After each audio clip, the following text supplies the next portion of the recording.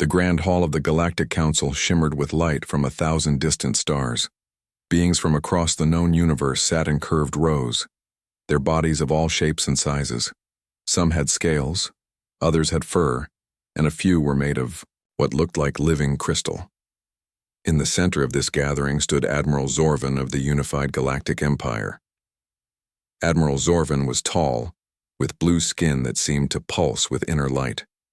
His 6 tentacles moved with angry purpose as he addressed the council. Each tentacle ended in 3 smaller ones perfect for the complex controls of Imperial ships. His large eyes, completely black except for tiny dots of red in the center, scanned the room. "For 300 years," he said, his voice deep and slow, "the Empire has brought peace and order to the galaxy. 300 species live under our protection. 12,000 star systems follow our laws. Yet there is one world that refuses to bow to our wisdom. One insignificant planet that dares to ignore our authority." The Admiral paused for effect. Several council members leaned forward in interest. "Earth." Zorvan said the word like it tasted bad. "Humans have been aware of our existence for 30 years. We have invited them to join us. We have shown them the benefits of Imperial rule. And how do they respond? With disrespect. With disinterest. They continue to expand their colonies without proper permits. They trade with forbidden zones. They refuse to pay the standard protection fees."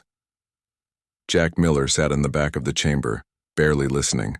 Earth's ambassador to the galactic community was a man of average height, with kind eyes and graying hair at his temples. He wore a simple blue suit, rather than the elaborate robes preferred by other ambassadors. While Zorvan spoke, Jack checked messages on his datapad. There was one from his daughter about her college graduation next month, another from Earth's Defense Command asking about the mood in the council, a third from his wife reminding him to pick up milk on the way home. The ordinary business of a human life continued, even here among the stars. "The time for patience has ended," Zorvan announced, his voice rising. "Today, the Unified Galactic Empire formally declares war on the planet Earth and all human colonies." This got Jack's attention. He looked up from his datapad with raised eyebrows. Around the chamber, other ambassadors turned to look at him with expressions of pity or curiosity. Jack Miller sighed, typed a quick message to Earth's United Defense Command, and stood up. He didn't rush to the speaking platform or make any dramatic gestures. He simply walked to the small communication booth near the exit, sent the official confirmation of the war declaration through the proper channels, and then headed to the embassy cantina for lunch. The cantina was bright and noisy, filled with beings from 100 worlds. Jack ordered a sandwich that was almost but not quite like turkey on rye. As he ate, several other ambassadors stopped by his table. "Terrible news," said the ambassador from Proxima Centauri, a being who looked like a tall insect in flowing. "Oh, will your world surrender quickly? The Empire is not known for mercy." Jack shrugged. "I doubt it, but I also doubt it will be as big a deal as Zorvan thinks." The Proximan's antennae twitched in confusion, but Jack didn't explain further. On Earth, President Olivia Martinez sat in the Oval Office, listening to a report about plans to improve roads and bridges across the country. She was a tall woman with short black hair and eyes that missed nothing. When her aide entered with news of the war declaration, she didn't seem surprised. "Thank you, Paul," she said, taking the tablet he offered her. She read the message quickly. "Has Vice President Harrison been informed?" "Yes, Madam President. He's assembling the space defense team now." President Martinez nodded. "Good. Tell Greg to handle the initial response. I need to finish this infrastructure meeting, and then I have the hurricane preparation briefing." The aide looked uncertain. "Ma'am, shouldn't the war take priority? The Empire controls most of known space." The president gave him a small smile. "The hurricane season starts next week, Paul. That's a guaranteed threat to American lives. This space thing." She handed the tablet back. "We've been preparing for something like this for years. The Defense Command knows what to do." That evening, most Americans went about their normal lives. The war declaration made the news, but it wasn't the lead story on most channels. Instead, It came after a report on an exciting baseball game and before the weather forecast. In a bar in Chicago, a group of friends met after work. On a screen behind the bartender, a news anchor spoke about the declaration of war. The volume was turned down, but captions scrolled across the bottom of the screen. "Hey," said a woman named Diane, nodding toward the screen. "Did you see that? Apparently we're at war with aliens now." Her friend Sam glanced up. "Really, that's wild. Are they coming here or something?" Another friend, Luis, checked something on his phone. "Says here they've known about us for decades. Defense Department put out a statement saying they don't expect any disruption to daily life." Diane shrugged. "Cool. Who wants another round?" The conversation moved on to weekend plans and office gossip. In space, Admiral Zorvan received reports from his intelligence officers. They were confused by the lack of panic from Earth. There were no mass military movements, no emergency broadcasts, no signs of a planet preparing for war. "Perhaps their communication system is slow," suggested one officer. "Or they are hiding. Their preparations," said another. Admiral Zorvan shook his head. "No, they simply do not take us seriously, a mistake they will soon regret." He turned to his command staff. "Prepare the scout ships. I want detailed information on Earth's defenses. We will show these humans the true meaning of galactic power." As night fell across America, most citizens slept peacefully, unaware or unconcerned about the eyes now watching their planet from the darkness of space. In 30 years of contact with the wider galaxy, humans had learned one important thing. The universe was full of grand threats and dramatic declarations. Most came to nothing in the end. Deep beneath the Rocky Mountains, in a command center built for exactly this situation, General Ben Foster reviewed the incoming data about Imperial scout ships entering the solar system. His team of military and civilian experts had planned for this day for years. As reports came in, he smiled slightly. "Right on schedule," he said to no one in particular. "Let's welcome our visitors, shall we?" And so began the first day of a war that most of humanity barely noticed. 3 massive Imperial battlecruisers slid into the Sol system like shadows. Each ship was 5 miles long, covered in weapons that could destroy whole cities. Their hulls were black with streaks of red, the colors of the Empire. They moved past the orbit of Neptune, their engines barely making a whisper in the emptiness of space. Commander Telvar stood on the bridge of the lead ship. He had gray skin with patches of scales on his shoulders and neck. 4 eyes gave him a wide field of vision, and his mouth was filled with small, sharp teeth. He was young for such an important mission, eager to prove himself to Admiral Zorvan. "Sensors show 5 small vessels approaching from Earth," said his second-in-command. "They appear to be a welcoming committee." Telvar made a sound of disgust. 5 ships? That's all they send to meet us? The humans insult us even now." On the main screen, the Earth ships came into view. They were indeed small, each about the size of an Imperial shuttle. They had smooth white hulls with blue markings. No visible weapons could be seen. "They're hailing us, Commander," said the communications officer. "Put them on screen," Telvar ordered. "Let's see what these humans have to say for themselves." The screen changed to show a human female. She had dark skin, short black hair, and wore a simple blue uniform with small silver stars on the collar. Her expression was calm, almost friendly. "This is Commander Susan Rodriguez of the Earth vessel Audacity," she said. "Welcome to the Sol system. We understand you folks have declared war. Would you prefer to establish rules of engagement, or are we doing this the old-fashioned way?" Telvar blinked all 4 eyes in confusion. This was not the response he expected. Where was the fear, the begging for mercy, the offers of surrender? "This is Commander Telvar of the Imperial 1st Scout Fleet," he said, trying to sound imposing. "We are here to assess your defenses before the main Imperial force arrives. Surrender now, and your deaths will be quick." Commander Rodriguez took a sip from a cup she was holding. "Coffee," she explained, seeing Telvar's confused look. "Sorry, early morning for me. About that surrender. I think we'll pass. But I'm required to ask about rules of engagement. Some of our allies are big on that sort of thing." Telvar felt his temper rising. Were these humans mocking him? Did they not understand the power of the ships facing them? There will be no rules, he snarled. Only Imperial dominance. Allow me to demonstrate. He turned to his weapons officer. Target one of their orbital defense platforms. Something small, but visible from their planet. I want them to see what happens when they defy the Empire. Near Earth, a small defensive satellite hung in orbit. It was one of hundreds of similar platforms, designed to track space debris and provide early warning of incoming threats. In a flash of red light, it disappeared, vaporized by a beam weapon from Telvar's ship. On the bridge of the Imperial vessel, Telvar began a speech to his crew. Let this be the first of many victories over the humans. They will learn to fear. Suddenly, the lights on the bridge flickered and went out. Emergency systems kicked in, bathing everything in a dull red glow. Around him, crew members shouted in confusion as their control panels went dark. What's happening? Telvar demanded.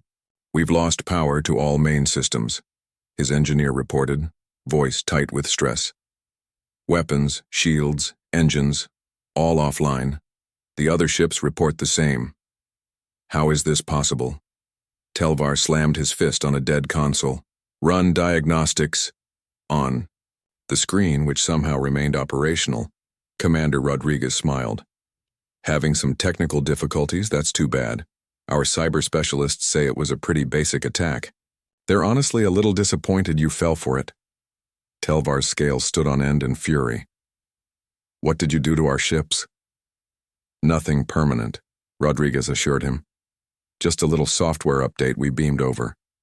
We needed to get your attention, and this seemed simpler than shooting at each other. Less messy. On Earth, in the state of Iowa, Frank Johnson stepped out onto his porch. The night was clear, stars bright overhead. Frank was in his 50s with weathered skin from years working outdoors. He had a bottle of beer in his hand and a peaceful expression on his face. His neighbor, Pete, walked over from the next farm. Pete was older with white hair and glasses that caught the moonlight. Evening, Frank, Pete called. You see that light show up there? Frank looked up. In the night sky, flashes of light could be seen like distant fireworks. These were the emergency flares from the disabled Imperial ships, though neither man knew that. Neat, Frank said, taking a drink of his beer. Government testing something, you think? Pete nodded. Probably. News said something about space trouble, but Ellen wants to watch that cooking show, so I didn't catch the details. Same here, Frank agreed. Mary's got the TV. Some chef is making fancy desserts tonight. The two men stood in comfortable silence, watching the lights in the sky for a few more minutes before Pete headed home and Frank went inside. Neither felt any great concern about the distant flickers. The night was peaceful, the air was cool, and their small corner of Earth continued on as it always had. In space, Commander Rodriguez continued her conversation with the furious Telvar. His ships drifted helplessly, their advanced systems completely shut down by what Imperial technicians could only describe as primitive but effective cyber attacks. Look, Rodriguez said in a reasonable tone. We've been watching your empire for decades.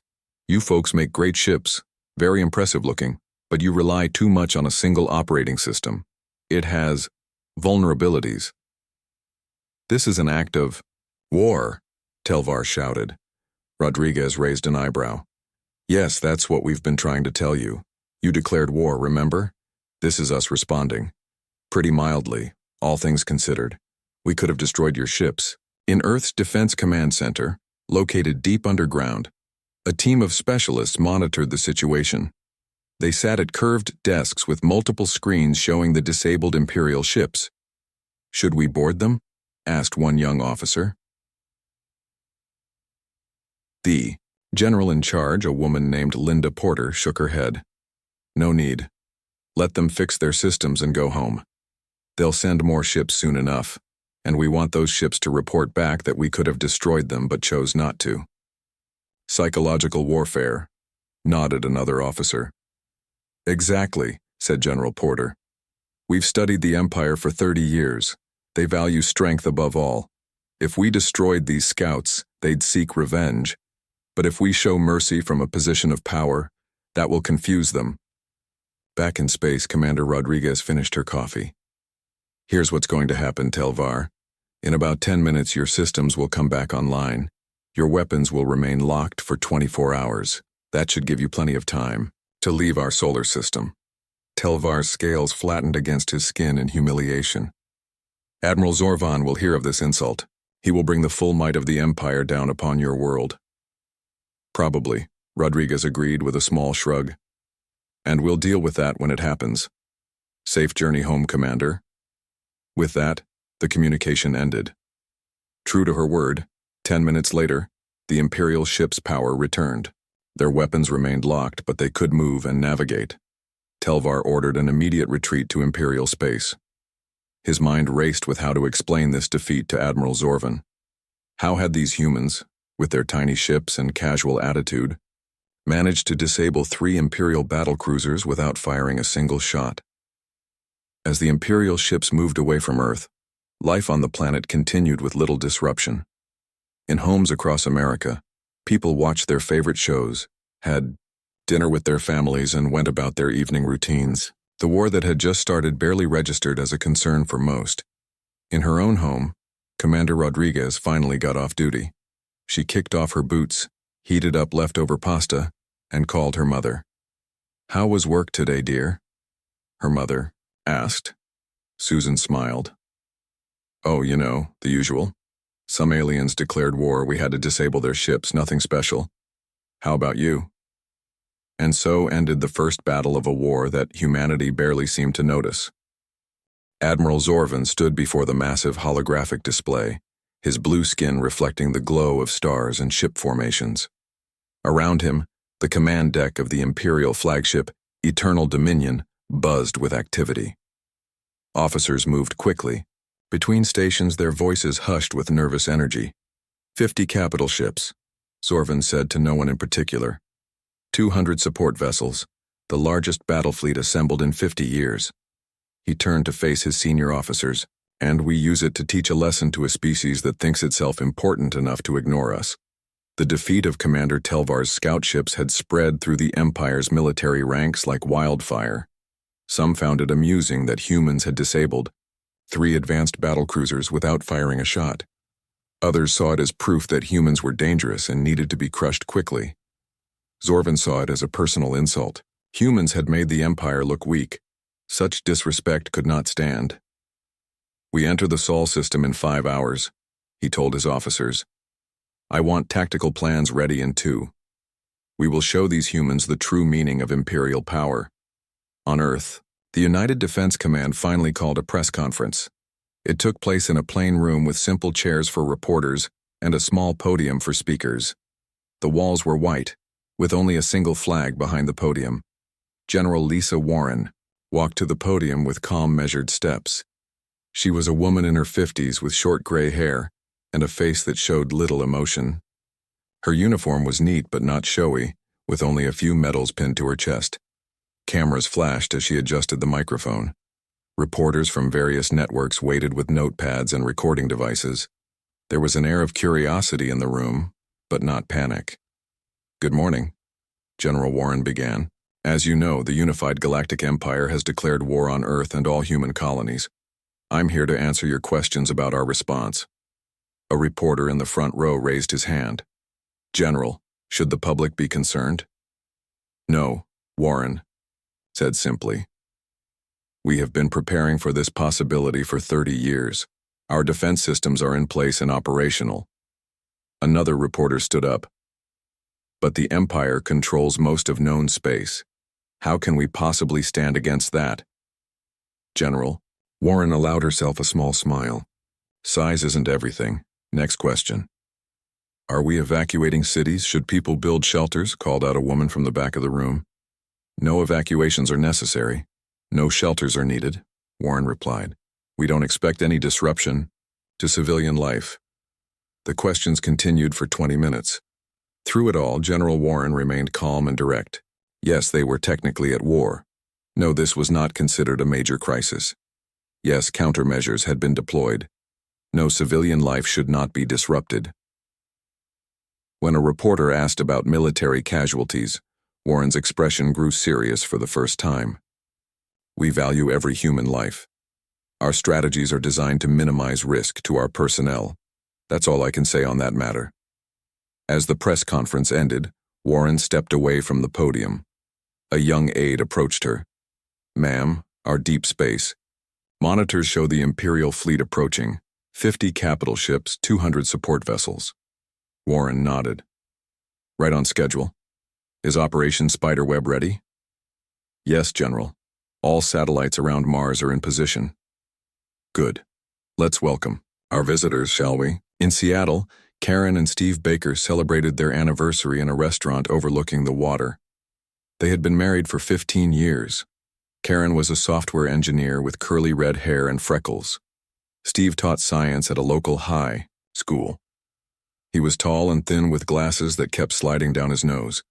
They ordered wine and talked about their kids, their jobs, and plans for a summer vacation. On a small screen mounted near the bar, the news played footage from General Warren's press conference. The sound was turned down, but captions scrolled across the bottom. "Should we be worried about that?" Karen asked, nodding toward the screen, where an image of Imperial ships from previous encounters was now shown. Steve shrugged. "The defense people seem to have it handled. Want to split a dessert?" They decided on chocolate cake and forgot about the war news as they reminisced about their honeymoon.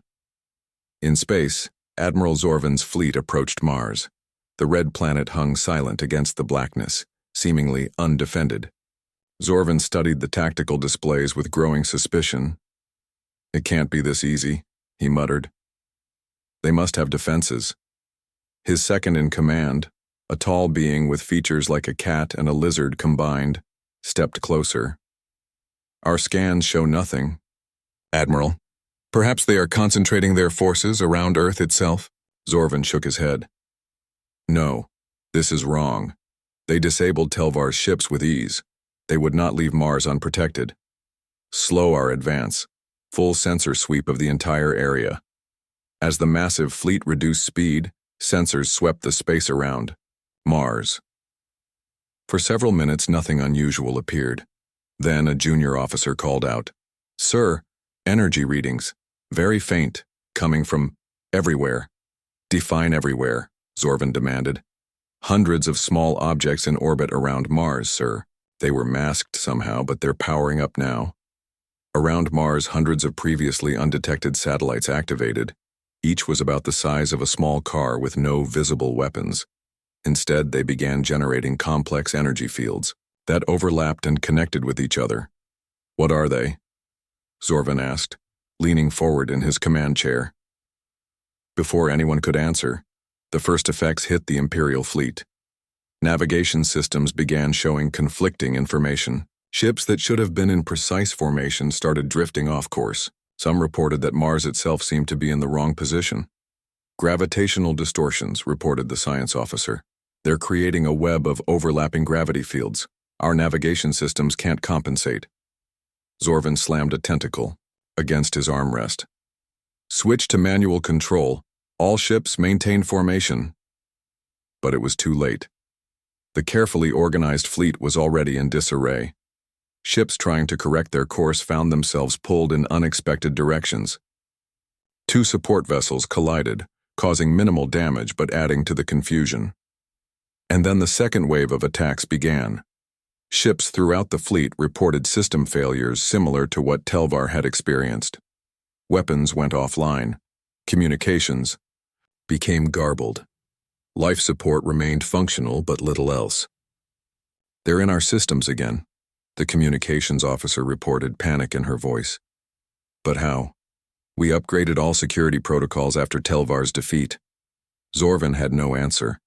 He watched in growing rage as his mighty fleet, the pride of the Empire, became a disorganized mess of drifting ships, unable to fight or even communicate clearly with each other. On Earth, in the deep underground command center, General Warren watched the situation unfold on large screens that showed the positions of all ships in real time. "Spiderweb is working perfectly," reported a young officer. 80% of their fleet is caught in gravitational distortions. The other 20% are experiencing system failures. Warren nodded. "And our casualties?" "None, ma'am. They haven't fired a single shot." The general allowed herself a small, satisfied smile. Send the message to Admiral Zorvan. In his increasingly dysfunctional flagship, Zorvan received the transmission. The face of General Warren appeared on his screen, calm and professional. Admiral Zorvan, this is General Lisa Warren of Earth's United Defense Command. As you can see, your fleet is currently unable to proceed or engage in combat. We have not destroyed any of your vessels, nor do we intend to if you retreat. Consider this a demonstration of our capabilities and our restraint. Zorvan's tentacles twitched with fury. This is not warfare. You hide behind tricks and technology instead of facing us in honorable battle. Warren's expression didn't change. War isn't about honor, Admiral. It's about achieving objectives with minimal losses. Our objective is to be left alone. We have no interest in destroying your ships or killing your crews if it can be avoided. You cannot defeat the entire Empire with these tricks, Zorvan insisted. Perhaps not, Warren conceded. But we can make it very costly for you to defeat us. Consider your options carefully, Admiral. We will allow your fleet to withdraw once you signal your retreat. The transmission ended, leaving Zorvan staring at a blank screen, his rage building with each passing moment. Meanwhile, across Earth, normal life continued with barely an acknowledgement of the space battle happening beyond Mars. People went to work and school. They shopped for groceries, walked their dogs, and worried about everyday things. In a high school gymnasium in Ohio, students gathered for a basketball game. Cheerleaders performed routines while parents took photos. The war was mentioned briefly.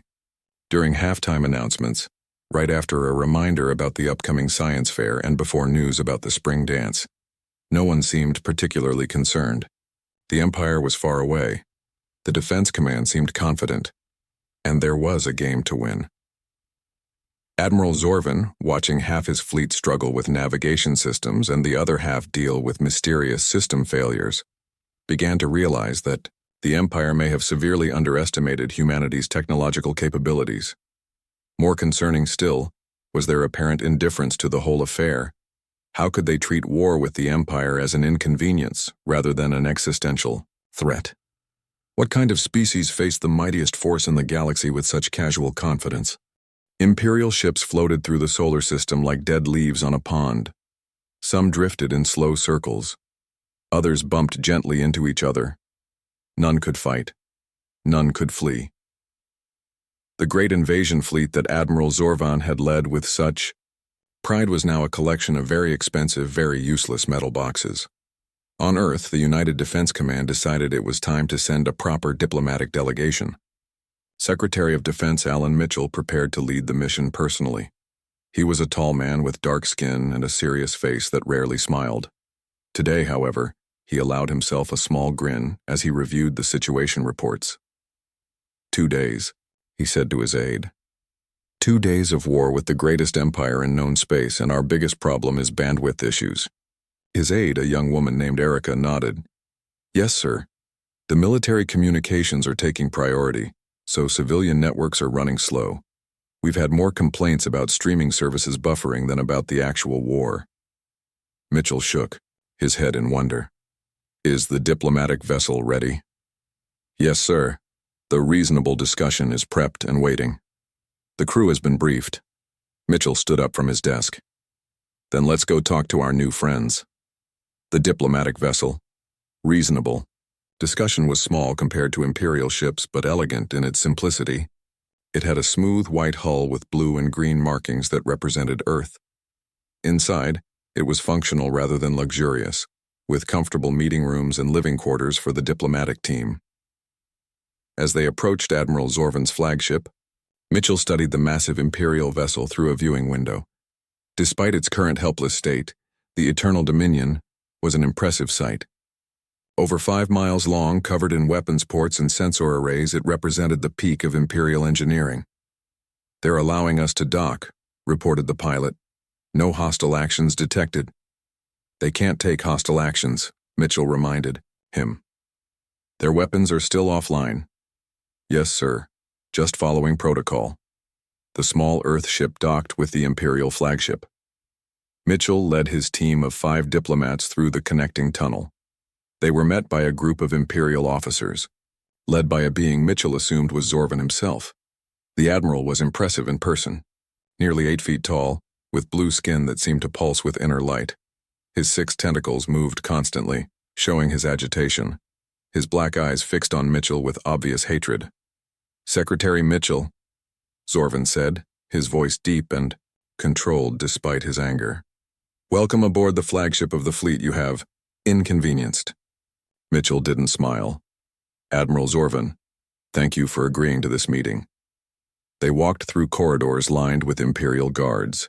The ship's interior was grand, with high ceilings and elaborate decorations that spoke of an empire confident in its power and history. Finally, they reached a large meeting room with a circular table in the center. Once everyone was seated, Mitchell spoke first. "Admiral, I'll be direct. This war is inconvenient for everyone involved. We propose you take your ships and go home. In return, we won't reverse engineer your technology and spread it throughout the galaxy." Zorvan's tentacles waved in what Mitchell guessed was the equivalent of an incredulous laugh. "You speak as if you have won this war. A few tricks with our ship systems do not constitute victory." "No," Mitchell agreed calmly, "but they demonstrate our capabilities. We disabled your fleet without destroying a single ship or taking a single life. We could have done much worse." One of Zorvan's officers leaned forward. "Your satellites around Mars, the gravitational distortion technology, we've never seen anything like it." "That's just one of our defensive systems," Mitchell said. "We have others." "You're bluffing," Zorvan insisted. "Your species has only been in space for a short time. You cannot have technology that surpasses the Empire's." Mitchell shrugged. "We developed differently. While you focused on expansion and control, we focused on protection and efficiency. We knew we were small compared to the Empire. We planned accordingly." He opened a small device he had brought with him and placed it on the table. It projected an image of Jupiter and its moons. "Our scientists have been particularly interested in using the natural resources of our system. For instance, we've established energy collectors around Jupiter that power much of our defense grid." This was true, though Mitchell didn't mention that the energy collectors were still experimental and not yet fully operational. Let the Empire think the worst. "Your tactical officers have probably detected unusual energy signatures around Jupiter," he continued. "Those are weapons platforms of significant capacity. We hope never to use them." Admiral Zorvan's eyes narrowed. "If you have such powerful weapons, why not use them immediately? Why disable our ships instead of destroying them?" "Because we don't want war," Mitchell said simply. "We never did. The Empire declared war on us, not the other way around. We're defending ourselves in the least destructive way possible." On Earth, the most significant impact of the war was indeed the internet issues. Military communications were taking priority, causing slowdowns across civilian networks. Streaming services buffered, video calls dropped, online games lagged. Nicole Wright, a college student in Boston, sat cross-legged on her bed, laptop open, in front of her. She had brown hair pulled back in a messy bun and wore glasses with thick black frames. On her screen, a video kept stopping and starting. "This is ridiculous," she muttered, checking the time. It was finals week, and she was trying to watch a review lecture for her physics class. The professor had posted it online, but the video kept freezing. Nicole picked up her phone and opened a social media app. She quickly typed out a message. "Anyone else having terrible internet? Can't even watch my physics review because of this Space War thing." Replies came in quickly. Other students were having the same problem. Someone suggested meeting in the library to study together since online resources were unreliable. Nicole liked the idea and agreed to meet in an hour. As she gathered her books, she paused to look out her dorm window. The sky was clear blue, with no sign of the conflict happening beyond Earth's atmosphere. It seemed strange that aliens were invading the solar system, yet her biggest concern was getting through finals week. With a sigh, she shouldered her backpack and headed out, stopping only to grab a coffee from the campus shop. The barista was talking about the war with a customer. "My brother's in the Space Force," the barista was saying. "Says it's mostly just cyber warfare. They're not even shooting at each other." "Boring," the customer replied with a laugh. If you're going to have an alien invasion, at least make it exciting. Nicole collected her coffee and left, thinking about how strange it all was. An alien empire had declared war on humanity, and people were treating it like a minor inconvenience. By the time she reached the library, she had almost forgotten about the war entirely. Her mind was focused on physics equations and final exams. Back on the Imperial flagship, Admiral Zorvan was growing increasingly frustrated with Secretary Mitchell's calm diplomacy. "You speak of peace while you hold my fleet hostage," he said, tentacles twitching. "These are not the actions of a species that wants to avoid conflict." "We're simply establishing boundaries," Mitchell replied. "The Empire declared war without provocation. We responded by demonstrating that such aggression has consequences." One of Mitchell's team, a woman specializing in alien psychology, had been watching Zorvan carefully. She whispered something to Mitchell, who nodded slightly. "Admiral," Mitchell said, changing his approach, "I understand that in Imperial culture strength is respected above all. Let me be clearer. We disabled your fleet not because we fear you, but because we wanted to talk before things escalated further. We could have destroyed your ships. We chose not to." Zorvan's posture changed slightly. The concept of choosing restraint when one had the upper hand was familiar to Imperial thinking. It was a sign of absolute confidence. "My tactical officers," Zorvan said slowly, "have detected unusual energy readings from your planet as well." "Energy shields of some kind?" Mitchell nodded. "Yes. Our cities and key installations are protected by shield technology. We developed it after studying Imperial weapons capabilities from a distance." This was partly true. The shield technology existed but covered only a few cities as a test program. Again, Mitchell let the Empire fill in the gaps with their imagination.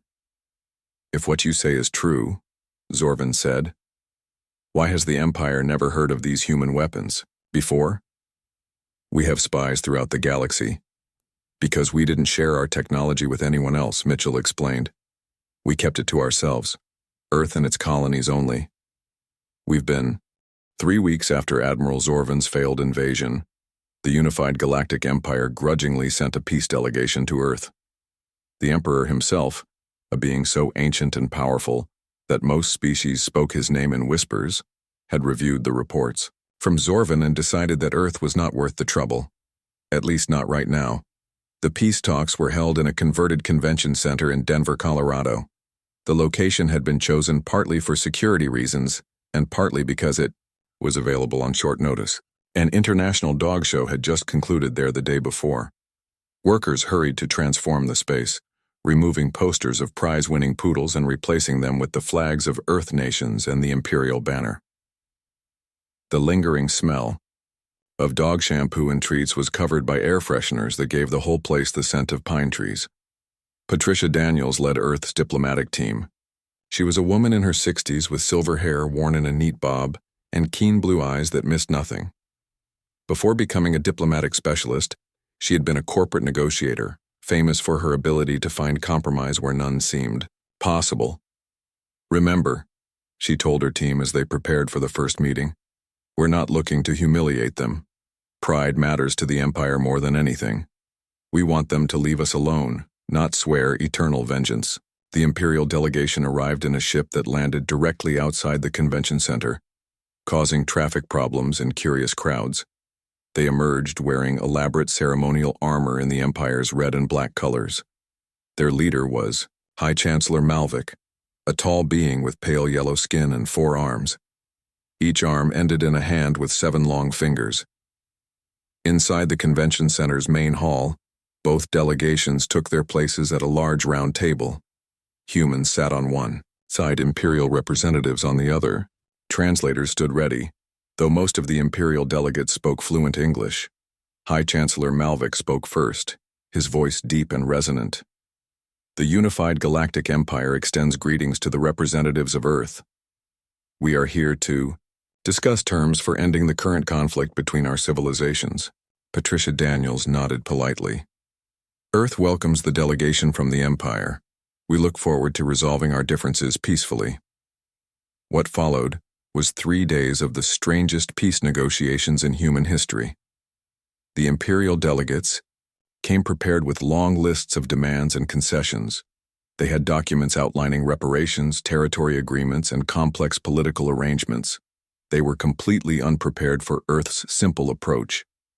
"We don't want anything from you," Daniels explained on the first day, causing visible confusion among the imperial representatives. "We don't want your territory, your technology, or your political alliance. We simply want to be left alone to manage our own affairs." "But surely you want something," Chancellor Malvik insisted. "Trade agreements, technology exchanges, military, protection?" "We're open to trade if it benefits both sides," Daniels conceded, "but it's not a requirement. As for protection, I think we've demonstrated that we can handle ourselves." The Empire's diplomats were baffled. In their experience, peace talks always involved demands from both sides, carefully balanced to save face. Earth's representatives seemed genuinely uninterested in extracting concessions. "Your species is very strange," Malvik said during a break on the second day. He and Daniels were alone in a small meeting room, sharing a pot of what passed for tea in both cultures. "How so?" Daniels asked, sipping her drink. "You defeated an Imperial fleet without destroying a single ship. You could demand significant concessions. Yet you ask for nothing except to be ignored." Malvik's 4 hands gestured in confusion. "It makes no sense." Daniels smiled slightly. "We have different priorities. The Empire built itself on expansion and control. Earth hasn't unified that way. We're still figuring out how to live with each other, let alone with alien civilizations." She set down her cup. "In truth, Chancellor, most humans don't care about the Empire. They're concerned with their own lives, their families, jobs, communities. Galactic politics seems very far away." "But we declared war on you," Malvik said, still confused. "Yes, and we defended ourselves. Now we'd like to go back to our regular concerns without having to worry about Imperial battlecruisers in our solar system." By the 3rd day, the treaty began to take shape. It was remarkably simple: non-interference and open trade routes. The Empire would recognize Earth's sovereignty over its solar system and existing colonies. Earth would not interfere with Imperial affairs elsewhere. Trade would be permitted but not required. As news of the peace treaty spread throughout the galaxy, other species began to question the Empire's power. If these seemingly unconcerned humans could so easily fend off the Imperial fleet, perhaps the Empire wasn't as invincible as it claimed. On the last day of negotiations, Chancellor Malvik made one final attempt to understand humanity's approach. "Your species confuses me," he admitted to Daniels. "You have technology that clearly rivals or exceeds ours in certain areas. You could be a major power in the galaxy, yet you choose isolation. Why?" Daniels considered the question carefully before answering. "We're not choosing isolation exactly. We're choosing independence. Humans value their freedom, sometimes too much. We're not interested in ruling others or being ruled. We want to chart our own course." "And if other species request your help against the Empire?" Malvik asked, his yellow face unreadable. "That would depend on the circumstances," Daniels replied honestly. "We don't seek conflict, but we do value fairness." The treaty was signed that afternoon in a brief ceremony. There were no grand speeches or elaborate celebrations. The Imperial delegation seemed almost disappointed by the lack of pageantry. Back on Earth, life continued largely unchanged. The most notable outcome of the week-long war was a new line of popular toys based on Imperial ships, and several new flavors of ice cream named after star systems where battles took place. In a small toy store in Chicago, a young boy named Ryan held an action figure of an Imperial battlecruiser. His mother, Kim, watched as he made spaceship noises and pretended to fly it around the store. "Mom, was there really a war with aliens?" he asked. "Yes, honey. Just for a week, though." "Did we win?" Kim thought about the news reports she'd half listened to while making dinner and driving to work. "I think everyone kind of won. They agreed to leave us alone, and we agreed to leave them alone." Ryan looked disappointed. "That's boring. In my game, I'm going to make the aliens come back with super weapons." Kim smiled and ruffled his hair. "Of course you are. Just don't break anything in the store, okay? On the farthest edge of human space, a small research vessel called Curiosity studied a distant nebula. Its crew of 12 scientists and engineers had been away from Earth when the war began and ended. They'd received messages about the conflict, but it had seemed abstract and far away compared to the cosmic wonders they were documenting. The ship's captain, Olivia Chen, recorded her daily log while looking at the swirling colors of the nebula on her view screen. Day 287 of the expedition. The nebula's radiation patterns continue to show unusual fluctuations. We've adjusted our sensors to better track these changes. Also, apparently Earth was at war with some galactic empire for a week. They've sorted it out now. Jenkins made a special dinner to celebrate peace, though none of us really felt like we were at war in the first place. She paused, looking at the stars beyond the nebula. It's strange to think there are vast civilizations out there, empires, that span thousands of worlds. From where we are now, all of it, Earth, the Empire, everything we know, is just a tiny speck in the universe. Maybe that's why humans weren't too worried about the war. On a cosmic scale, it barely registered. Captain Chen finished her log and went to join her crew for dinner. They ate together in the small mess hall, talking about their work and the message from Earth about the peace treaty. After a few minutes, the conversation drifted back to the nebula and their research. The war was already becoming a distant memory, an interesting story to tell when they eventually returned home. Meanwhile, in a small office on the Imperial homeworld, Admiral Zorvan, now demoted and disgraced, worked on a manuscript. His once grand quarters had been reduced to a simple room with basic furniture. His glorious career had ended in failure against a species that had treated war with the Empire as a minor inconvenience. The title of his work glowed on the screen before him. The Paradox of Human Warfare. How the most dangerous species in the galaxy is also the most indifferent. Zorvan's tentacles moved slowly over the input device as he wrote. He had spent weeks studying everything known about humans, trying to understand how they had defeated him so easily, while appearing to barely notice the conflict. His conclusion was both simple and disturbing. Humans were dangerous precisely because they didn't care about the things most species valued. They didn't seek conquest or domination. They had no grand vision of a galaxy united under their rule. They simply wanted to be left alone to follow their own interests. And somehow, that made them more frightening than any enemy the Empire had faced before. As Zorvan worked on his manuscript, humanity continued its quiet expansion into nearby uninhabited star systems. They built small colonies, research stations, and mining operations. They did this without grand announcements or imperial